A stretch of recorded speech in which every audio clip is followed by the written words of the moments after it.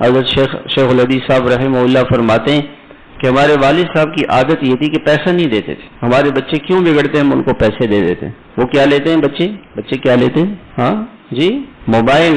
بچے کیا لیتے ہیں؟ موبائل. ایک بچہ میرے پاس آیا کہ میرے والد صاحب خوش ہو گئے تو پوچھا کہ کیا چاہیے؟ میں نے کہا موبائل. میں نے کہا انا للہ و انا الیہ. والد سے کہو مجھے عمرے کے لیے بھیجو.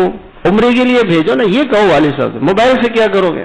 حضرت فرماتے ہیں کہ والد صاحب پیسے نہیں دیتے تھے، چیزیں لا کے دیتے تھے.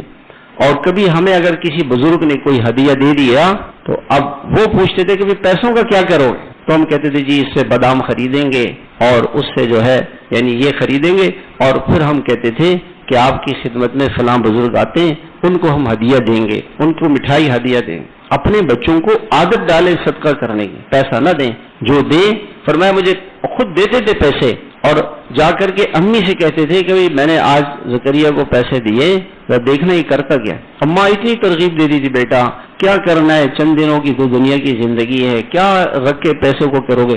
اور ہم ماں اتنی ترغیب دیتی تھی کہ اس کو خرچ کر دیتے تھے اللہ کے راستے میں. کہتے ہیں اس کا یہ ہوا کہ کبھی ساری زندگی اپنے جیب میں پیسہ ہی نہیں رکھا. تو جو خادم ہوتا تھا وہ اسی کے پاس پیسہ، کبھی جیب میں پیسے نہیں رکھتے تھے جیب. اللہ کے جو آگے اللہ کے نام پہ خرچ کرو، جو آگے اللہ کے نام پہ خرچ کرو. ہمارے جتنے بھی اکابر تھے انہوں نے ایک معمول بنایا ہوا تھا کہ ہر گھر میں ایک ڈبہ ہو، روزانہ سارے گھر والے اس میں صدقہ ڈالیں اور کچھ پیسے جمع ہو جائیں پھر اس کو صحیح جو اس کا مصرف ہے وہاں خرچ کر دیا جائے. کچھ صدقہ جاریہ میں ڈال دیں، کچھ غریبوں کو دے دیں، کچھ مسکینوں کو دے دیں، کچھ بیواؤں کو دے دیں، کچھ جو بھی خیر کے کام ہے وہاں خرچ کریں. تو اپنے کمائی میں سے ایک حصہ اللہ کے نام کا ضرور رکھیں.